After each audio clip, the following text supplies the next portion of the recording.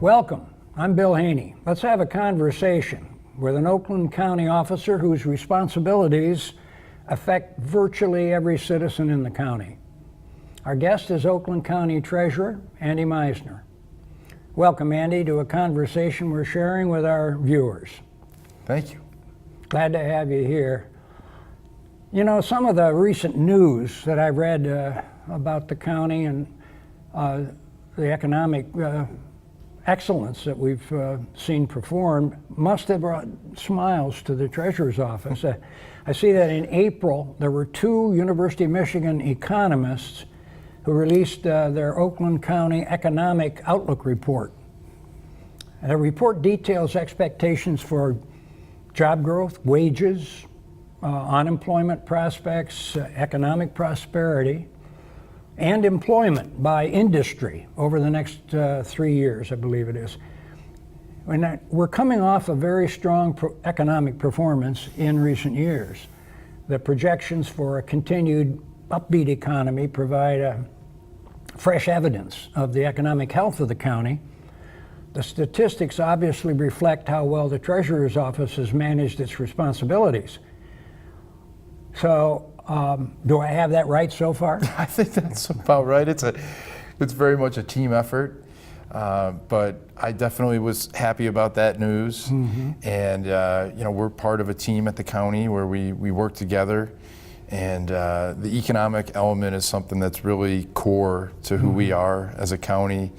That's something that's really been a defining element, is trying to be a place that promotes growth, right, and that offers economic diversification, a place where a lot of different companies, whether they're small businesses getting started or some of the big suppliers, can not only have a great place for their headquarters, but a place for their employees to live and work. And so, yeah, we were very encouraged by that news.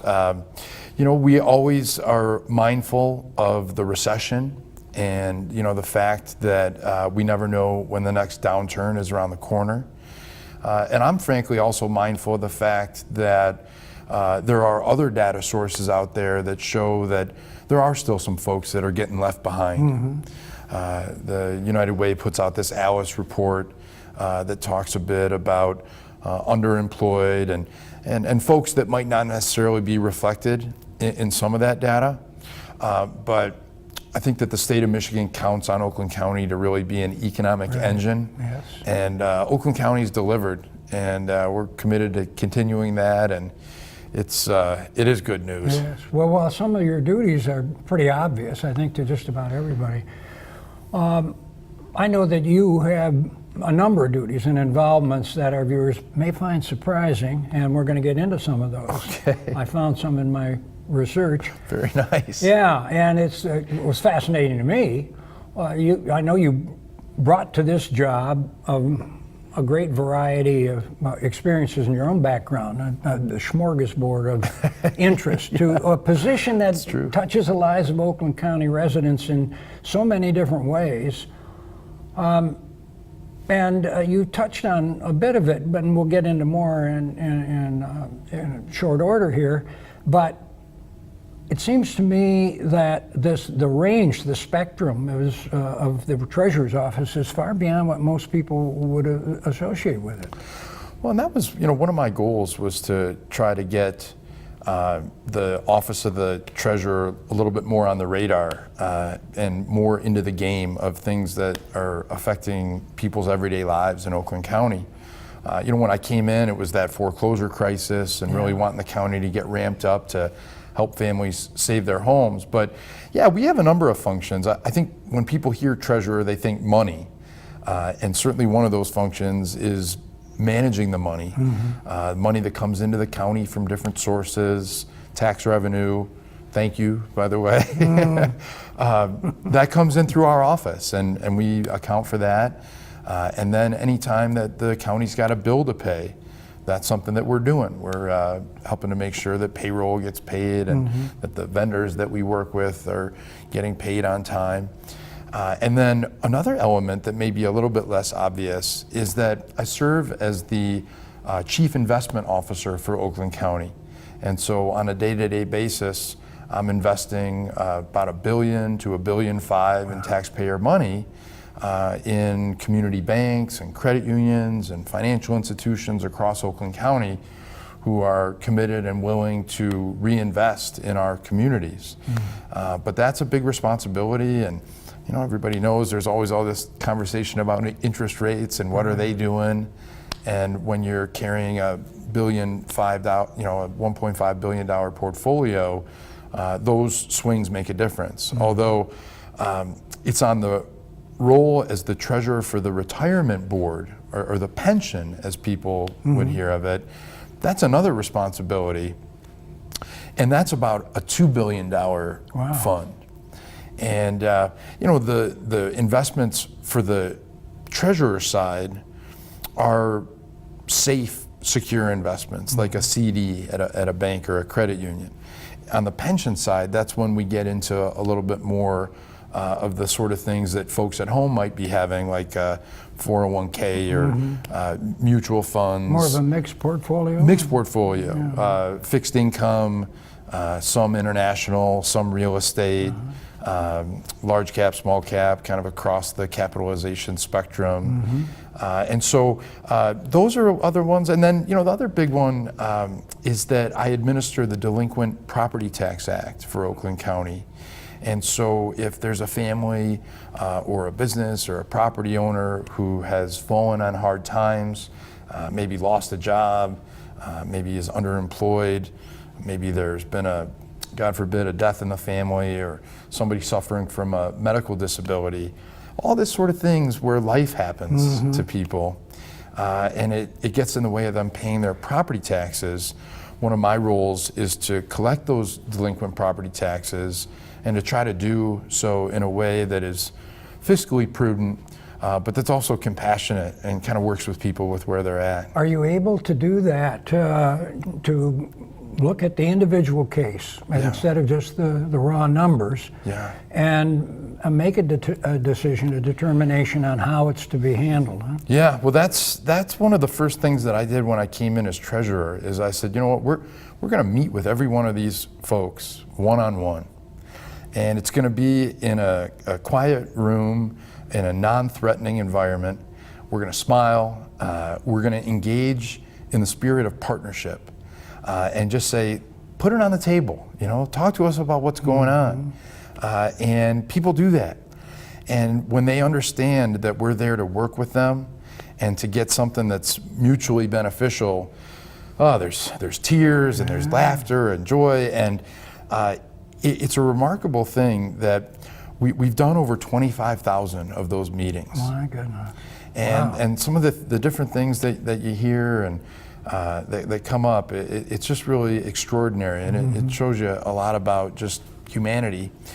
And I'm really happy to report that of the 25,000 payment plans that we've worked out with families across the county, over 90% of them make every payment. Wow. So when given an opportunity to do the right thing, people do it. Yeah, well. And we've collected over $200 million in delinquencies at the same time. And so, it's a policy that's not only compassionate as it should be, but it's also fiscally responsible, because we do need to keep a balanced budget, and we need to make sure that our county's fiscal house is in order. Well, do you have then, you must have a substantial staff of people, because this is a spectrum of activity going on.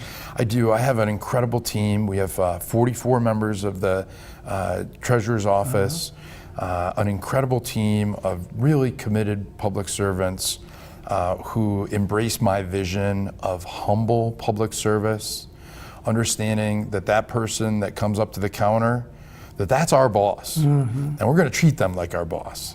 And it doesn't mean that we're always going to give them an answer that they want, but in terms of the tone of the engagement, and our philosophy is going to be to bend over backwards. But we've got some all-stars. Natalie Neff is my investment administrator. She lives up in Brandon, and she's been doing that job real successfully. She worked for my predecessor, and my thought is, don't fix it if it ain't broken. Yeah. And so she's just fantastic. got a woman named Laura Schmidt, who is our quarterback on the delinquent property taxes. And then Jody Weissler Defoe is my chief deputy, who kind of acts as my COO. And so we've got a great mix of people, and we've got some good, we've got some women, we've got some diversity. But you're right, it is an extraordinary team, and there's no way I could do it without them. Yeah. Well, I don't know how many of these folks contribute to that glittering AAA credit card, not credit card, but credit rating that you have. Right. Well, we have we do play a pretty key role in that. And as the chief debt officer for the county, I'm the one that signs off any time that the county makes a decision to go out and to issue bonds to save taxpayer money. But the rating agencies come in, and you have to fight for that AAA. And so I'm at the table. Have been the last 10 years with Brooks and our other partners at the county, making the case that, hey, this is Oakland County, talking about our economic strength, about our economic diversification, some of those numbers that you talked about earlier. We share those with the rating agencies so that they can see that they can continue to give us the AAA bond rating, and that we have the credit worthiness to back that up. But yeah, Natalie, my investment administrator, plays a key role with that. Another person, Lisa Johnson, who's a part of our team, Lake Orion resident. It really does take a team effort. You're drawing on talent from all across the county, aren't you? We really do. We think that getting a diverse perspective geographically, sometimes somebody in Ferndale's got a different perspective than somebody from Independence Township. But also getting just a diversity of voices, making sure that the staff at the treasurer's office looks like the people of the county, and we've had some good success with that. I also sit as the treasurer for the Zoo Authority and the Detroit Arts Authority, those are probably a couple responsibilities that are lesser known. Right. But we're going to talk about your very interesting art competition, the contest, in a little bit. I wanted to ask you about one of the more interesting and much discussed issues is the mass transportation. Yeah. To what extent, I don't know that the treasurer's office gets involved in this. I know that it's a major issue in our county and in the whole area. Yeah, well, I have taken an active role in advocating for regional transit or a system of regional mobility that can quite simply help people in Oakland County get to the places where they need to go, like doctor, work, check on a loved one, as well as the places that they want to go, movies or shopping or maybe to go see a friend or something like that. And my belief is that as I look at other regions throughout the county or throughout the country, and even globally, the regions that are having the most success are the places that are investing in a regional mobility system that can get people around. There's 234,000 Oakland County residents who every day get up and leave Oakland County to go to work. They go to another county. When I'm going to the doctor, I could be crossing the county boundary here. The fact is that the politicians tend to pay attention to this political boundary or that one, but in the way that people lead their lives, we lead our lives in a regional way. We don't just stay here. And what the regional mobility system is going to allow us to do is to empower people across the region to better utilize the region. And what it's also going to do, we're here at a high school, and I think about how many of the kids that graduate from this high school are going to go to school in Michigan and then are going to end up in Chicago or New York or DC or Boston or one of these kind of hot cities. And one of the things that we know about millennials, and we also know about seniors, that they have an interest in having a regional transit system because they don't want a car, or or a regional mobility system might be a better mode of transportation for them. And so not only am I a big fan of it, Bill, but I also think that there are some creative ways that we could broaden the conversation that we're having. Like, we're in northern Oakland County right now, and there are some parts of the northern county that are not going to be on a bus line or a rail line. And so the question becomes, how can we come up with a regional mobility plan that's going to offer real value to people in that area? And one of the examples that I came up with is the idea of an individual mobility account. You know, let's say that you're up in Independence or up in Brandon, and you're not going to be on a bus line, you're not going to be on a rail line, and the fact is that you're probably going to be driving your car, that's going to be how you do it. Well, what if we took a little chunk of the millage proceeds and gave it back to those taxpayers and said, you know what, we're going to start an individual mobility account, and you're going to use this money from this regional millage to advance your mobility challenges or needs, whatever they are. So maybe they set up an Uber account with it, or maybe Lyft, or maybe they use it to pay for their car insurance. But we need to have a regional transit system, and we need to have a system that can provide value to people, whether they're in a central city or even in an out-county area. And as treasurer, I do focus on investment. When Cleveland built their regional transit system, they experienced over $6 billion in investment along those transit routes, and they saw a 300% increase in property values. And those are things that will warm the heart of a county treasurer. Absolutely. And the irony is that we had in this part of the state, in southeast Michigan, a far superior regional transit system, a mass transit system, over 100 years ago. We had electric cars that went from Detroit to Metamora to Jackson to Grass Lake for a dime. But then Detroit became the automotive capital of the world, and the big three and other factors, and people's wanting to have their own independence with a vehicle, really worked against it. And so as a result, Detroit's frankly in Michigan in the backwater of this. So you go anywhere else in the country, anywhere else almost in the Western world, and there's far superior. So I hope that comes to fruition at some point, and I think it will take innovative concepts like the one you mentioned. But speaking of innovation, I wanted to hear more about the art contest that's meant to increase the understanding of our young people in finances, in the financial world. And that's a unique thing, and I believe it started, and in fact you just recently have had your 8th such event, and have over 100 participants in this. So tell me about it. One, how did you get that idea, and how's it working? And we are, by the way, going to show some of that artwork as we go along. It's really That's great. Something. These kids and their teachers and the others that have been involved in this thing really ended up producing some great stuff.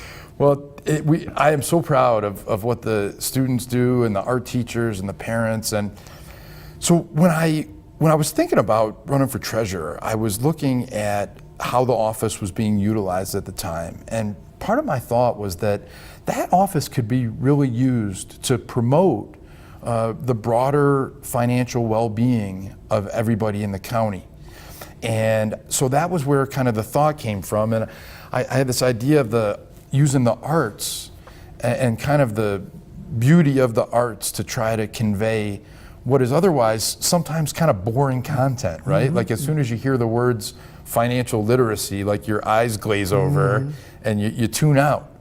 But by using just the brilliance of high school art students in Oakland County, I said, well, what if we combine the stuff that they've got to learn in financial literacy through the Michigan public school curriculum with the arts?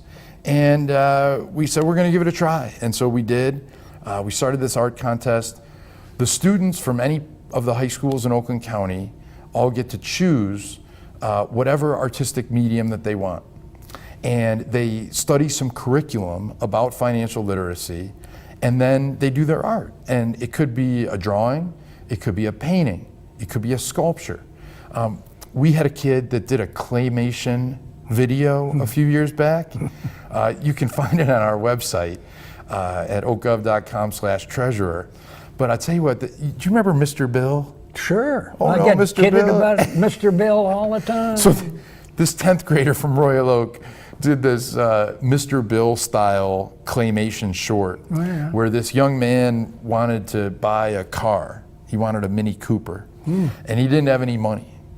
And so he starts mowing lawns, saving money, putting the money away, and then he's raking leaves in the fall, saves up $10,000, buys this Mini Cooper, and the young man, it was 700 different stills from the little clay guy in like the different positions.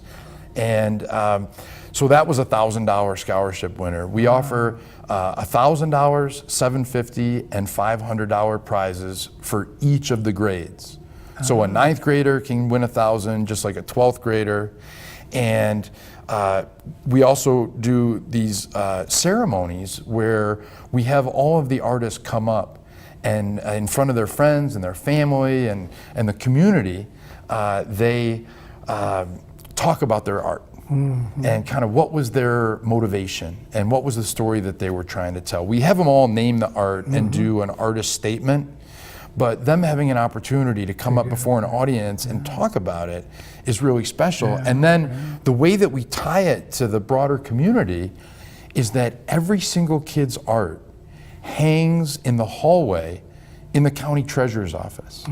So every single Oakland County resident who comes to our office, many times in a state of financial crisis, they walk through and you'll see them stop and they'll look up at a piece of art and you can see just like the thought process, and it'll be like want versus need, and then you can see. And so the goal with the contest was to create a county-wide conversation about financial issues. And and as I say when I visit the students, when I was a kid, if my parents were discussing something, shall we say, money was usually at the heart of the conversation. And so my goal is that not only students, but everybody across Oakland County can get some basics in financial literacy so that they can control money in their life instead of money controlling their life. Well, and some of these young people found ingenious ways to make a point that just really hits you. It does. And so we'll show some of those. Oh, I'd love that. But you must have had, did I see 116 in the May this year competition? And you have, where does the money come from to pay these awards? Yeah, so we have had very generous sponsorship from Flagstar, an Oakland County-based financial institution that has been the lead sponsor of the art contest for the last several years. Now, is this also encouraged by the high schools and the? It is. We've worked closely with the Fine Arts Council, and so that the contest information gets farmed out not just to the art teachers, but to the administrators, and then also like the economics and finance professor or instructors, I should say.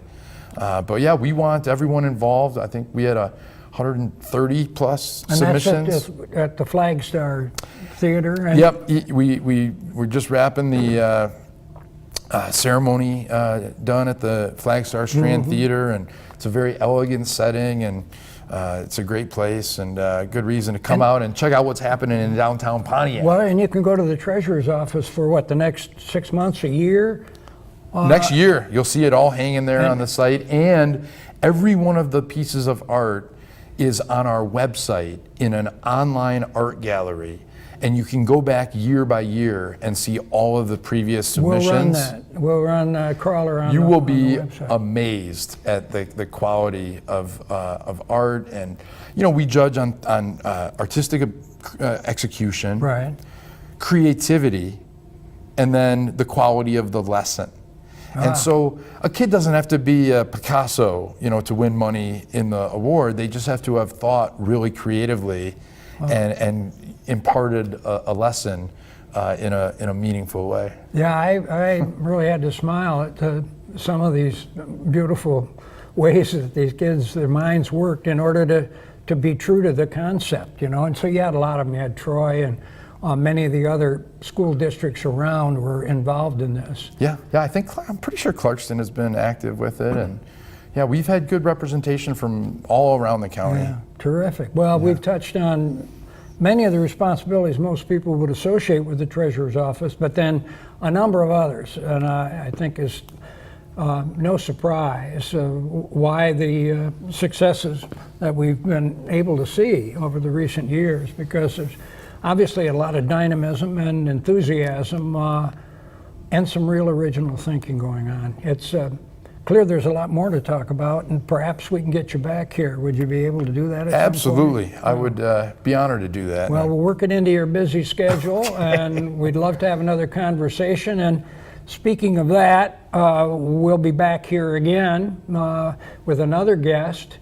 We've been here today with Andy Meisner, Oakland County Treasurer, and we'll have another interesting guest coming up. But I want to thank you, Andy, very much for joining us in another conversation, and I want to thank our viewers for tuning in with us and sitting in on another conversation with Bill.